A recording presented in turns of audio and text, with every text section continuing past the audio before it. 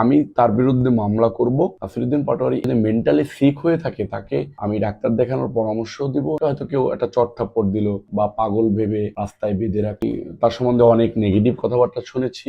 বিভিন্ন কিছু খাইটাই বিভিন্ন জায়গায় থেকে বিভিন্ন অকারেন্স করে থাকে। বাংলাদেশের মানুষের কতটুকু আস্থা অর্জন করতে পারবে রাজনীতিতে আমার জানা নেই। নাসিরউদ্দিন পাটোয়ারি এরকম কন্টিনিউ, সে যদি মেন্টালি সিক হয়ে থাকে তাকে আমি ডাক্তার দেখানোর পরামর্শ দিব। না হলে রাস্তাঘাটে হুট করে একটা দুর্ঘটনা ঘটে যেতে পারে। এলাকাতে দেখেছি তার বিরুদ্ধে জুতা মিছিল হয়েছে, ঝাড়ু মিছিল হয়েছে। যে নিজ এলাকাতে এরকম লাঞ্ছনার শিকার হয়েছে, সে বাংলাদেশের মানুষের কতটুকু আস্থা অর্জন করতে পারবে রাজনীতিতে আমার জানাল করার টেন্ডেন্সি থেকে নাসিরউদ্দিন পাটোয়ারিকে বের হয়ে আসার আহ্বান জানাবো।